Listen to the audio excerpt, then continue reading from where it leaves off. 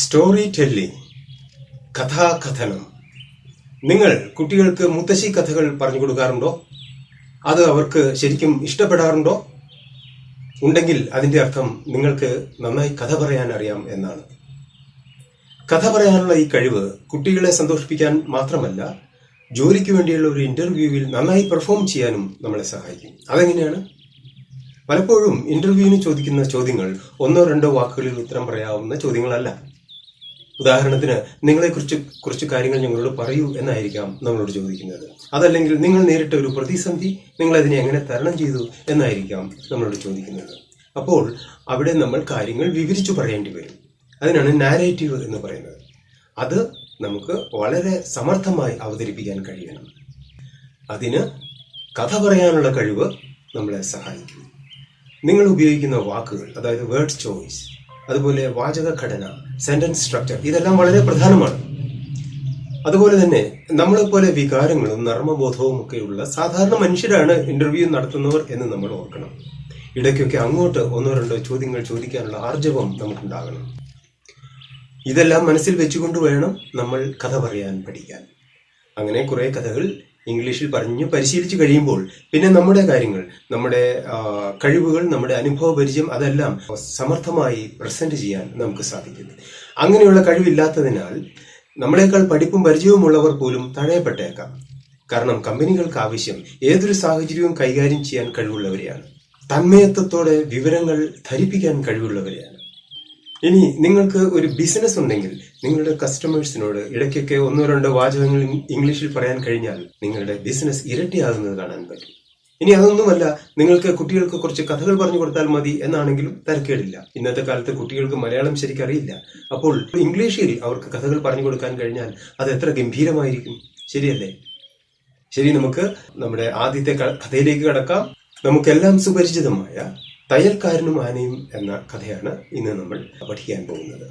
The tailor and the elephant. ഞാൻ ഈ title പറഞ്ഞപ്പോൾ നിങ്ങൾ ഒരു കാര്യം ശ്രദ്ധിച്ചോ? The tailor and the elephant. എന്തുകൊണ്ടാണ് ദി എലഫന്റ് എന്ന് പറയുന്നത്? കാരണം എലഫന്റ് എന്ന വാക്ക് തുടങ്ങുന്നത് ഒരു വവൽ സൗണ്ടിലാണ്, എ എന്ന സൗണ്ടിലാണ്. അപ്പോൾ അങ്ങനെ വവൽ സൗണ്ടിൽ തുടങ്ങുമ്പോൾ അതിനു മുമ്പ് നമ്മൾ ദ എന്നല്ല ദി എന്നാണ് പറയേണ്ടത്. അപ്പോൾ the tailor and the elephant. നമുക്ക് കഥയിലേക്ക് കിടക്കാം. പണ്ട് ഒരു ഗ്രാമത്തിൽ ഒരു ആനയുണ്ടായിരുന്നു. ഞാൻ എപ്പോഴും പറയാനുള്ള ഒരു കാര്യം, ആദ്യം നമ്മൾ സബ്ജക്റ്റും വെർബും പറയണം എന്നാണ്, അല്ലെ? എന്നാൽ ചിലപ്പോൾ വാചകങ്ങളുടെ തുടക്കത്തിൽ ഒരു മുഖവുര പോലെ കുറച്ച് കാര്യം പറഞ്ഞേക്കാം. ഒരു ചെറിയ ഫ്രേസ് ആയിരിക്കാം. ഇപ്പൊ ഇവിടെ പണ്ട് എന്ന് നമ്മൾ കണ്ടു, അല്ലെ? പണ്ട് എന്നതിന് ഇംഗ്ലീഷിൽ നമ്മൾ പറയുന്നത് വൺസ് അപ്പോൺ എ ടൈം എന്നാണ്. വൺസ് അപ്പോൺ എ ടൈം, പണ്ടൊരിക്കൽ, മുമ്പൊരു കാലത്ത് എന്നൊക്കെയാണ് അതിന്റെ അർത്ഥം. ഇനി നമുക്ക് സബ്ജക്ട് വെർബ് പറയാം. ഒരു ആന ഉണ്ടായിരുന്നു, ഒരിക്കലും ജീവിച്ചിരുന്നു. An elephant lived. Once upon a time an elephant lived. ഒരു ഗ്രാമത്തിൽ, ഇൻ എ വില്ലേജ്. ഈ സെന്റൻസ് കുറച്ചുകൂടി നാച്ചുറൽ ആക്കാനായിട്ട് ഒരു ടെക്നിക്ക് ഉപയോഗിക്കും. ആൻ എലഫന്റ് ലിവ്ഡ് എന്നുള്ളത് there lived an elephant എന്നാക്കും. Once upon a time there lived an elephant. ഇവിടെ there എന്ന വാക്കിന് അവിടെ എന്ന അർത്ഥമല്ല കേട്ടോ. ഇവിടെ there എന്ന് നമ്മൾ ഉപയോഗിക്കുന്നത് ഒരു അഡീഷണൽ സബ്ജക്റ്റ് ആയിട്ട്, ഒരു ഡമ്മി സബ്ജക്റ്റ് ആയിട്ടാണ്. ഈ ഒരു രീതി ഇംഗ്ലീഷിലുടനീളം നിങ്ങൾക്ക് കാണാൻ പറ്റും. അതുകൊണ്ട് ഇതൊന്ന് മനസ്സിലാക്കിയിരിക്കുന്നത് വളരെ പ്രധാനമാണ്. ആന ദിവസവും അടുത്തുള്ള പുഴയിൽ കുളിക്കാൻ പോകുമായിരുന്നു. അപ്പോൾ ഒരു കാര്യം പതിവായി ചെയ്യുമായിരുന്നു എന്നുള്ളതിന് നമ്മൾ ഉപയോഗിക്കുന്ന ഒരു ഫ്രേസ് ആണ് used to. The elephant used to go. ഇവിടേക്ക്, അടുത്തുള്ള പുഴയിലേക്ക്, the nearby river. Nearby എന്ന് പറഞ്ഞാൽ അടുത്തുള്ള, സമീപത്തുള്ള എന്നൊക്കെയാണ് അർത്ഥം. The elephant used to go to the nearby river for bathing. കുളിക്കാൻ, for bathing. The elephant used to go to the nearby river daily for bathing. പുഴയിലേക്കുള്ള വഴിയിൽ ഒരു തയ്യൽക്കടയുണ്ടായിരുന്നു. പുഴയിലേക്കുള്ള വഴിയിൽ, അത് ഒരു മുഖവരിയായിട്ട് പറയുന്നതാണ്. അപ്പോൾ അത് നമുക്ക് ആദ്യം പറയാം. On the way to the river, ഒരു തയ്യൽക്കട ഉണ്ടായിരുന്നു. There was, നമ്മൾ ആദ്യം പറയും there was an elephant എന്ന് പറയുന്ന പോലെ there was a tailor's shop. Tailor, തയ്യൽക്കാരൻ. അപ്പോൾ തയ്യൽക്കാരന്റെ കടയ്ക്കാണല്ലോ തയ്യൽക്കട എന്ന് പറയുന്നത്. On the way to the river there was a tailor's shop. തയ്യൽക്കാരൻ ആനയ്ക്ക് എന്നും ഒരു പഴം കൊടുക്കുമായിരുന്നു. കൊടുക്കുമായിരുന്നു. അപ്പോൾ ഇവിടെ ആ യൂസ്ഡ് ടു എന്ന ആ പ്രയോഗം നമുക്ക് വേണം. The tailor used to give the elephant a banana daily. അങ്ങനെ തയ്യൽക്കാരനും ആനയും ഉറ്റ ചങ്ങാതിമാരായി തീർന്നു. അങ്ങനെ ദസ് തയ്യൽക്കാരനും ആനയും, the tailor and the elephant ഉറ്റ ചങ്ങാതിമാരായി തീർന്നു. Became close friends.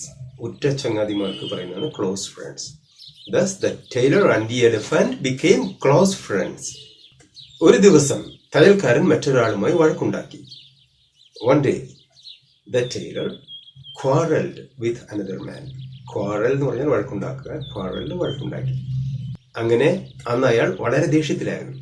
Thus he was very angry on that day.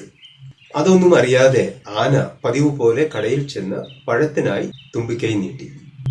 അതൊന്നും അറിയാതെ, unaware of that, unaware അറിയാതെ, അറിവില്ലാതെ എന്നൊക്കെയാണ്. Unaware of that, the elephant went to the shop as usual. പതിവ് പോലെ അല്ലെ.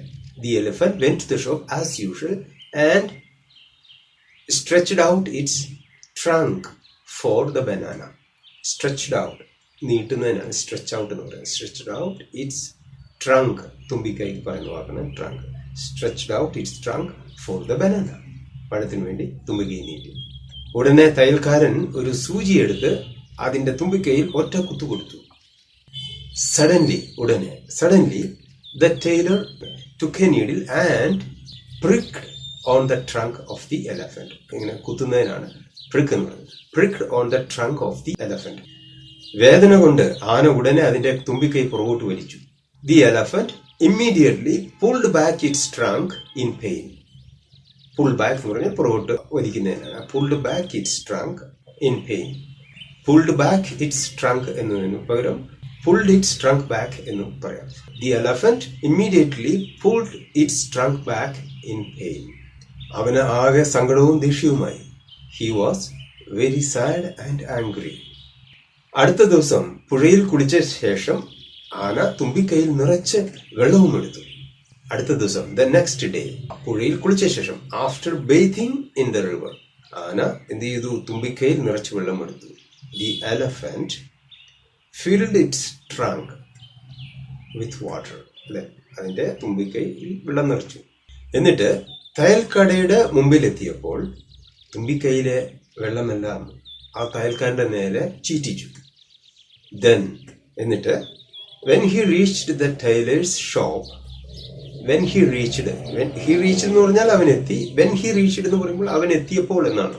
when he reached, so when he reached in front of the tailor's shop, തയ്യൽക്കാരന്റെ കടയുടെ അല്ലെങ്കിൽ തയ്യൽക്കടയുടെ മുമ്പിൽ എത്തിയപ്പോൾ, in front of എന്ന് പറയുമ്പോൾ മുമ്പിൽ എന്നാണ്.